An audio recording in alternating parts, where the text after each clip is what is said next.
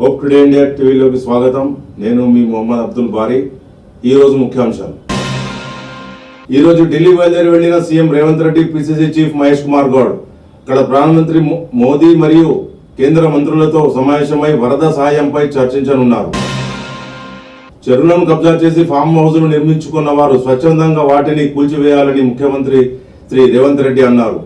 లేదంటే ఆ నిర్మాణాలను నీలమట్టం చేస్తామని, ఆక్రమణదారులు జైలుకు పంపిస్తామని ఆయన హెచ్చరించారు. ఈరోజు షన్లింగంపల్లి ఎమ్మెల్యే అర్గపుడి గాంధీని పోలీసులు అరెస్ట్ చేశారు. గాంధీతో పాటు 4 కార్పొరేటర్లను కూడా అరెస్ట్ చేసి పోలీస్ స్టేషన్కు తరలించారు. బీఆర్ఎస్ ఎమ్మెల్యే కౌశిక్ రెడ్డి ఇంటిపై దాడి చేసిన సంఘటనలో కేసు నమోదు చేశారు. ఈరోజు బీజేపీ సమావేశం నిర్వహించారు. ఈ సమావేశంలో డీకే అరుణ, ధర్మపురి అరవింద్, ఈటెల రాజేందర్ పాల్గొన్నారు.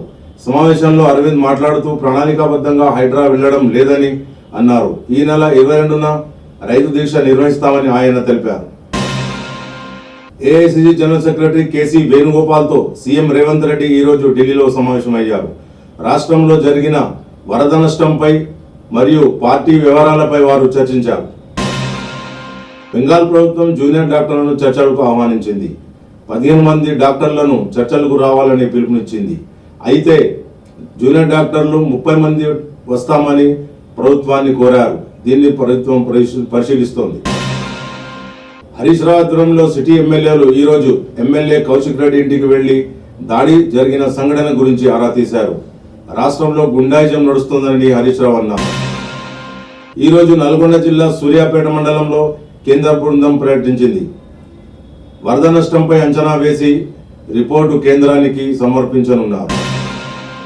రాజకీయాల్లో విమర్శలు, సద్విమర్శలు సర్వసాధారణం. దాడులను, ప్రతిదాడులను ఎవరు సమర్థించారని పిసిసి చీఫ్ మహేష్ కుమార్ గౌడ్ మీడియాతో మాట్లాడుతూ అన్నారు. కౌశిక్ రెడ్డిపై దాడి ఘటనలో కాంగ్రెస్ కి ఎలాంటి సంబంధం లేదని ఆయన అన్నారు.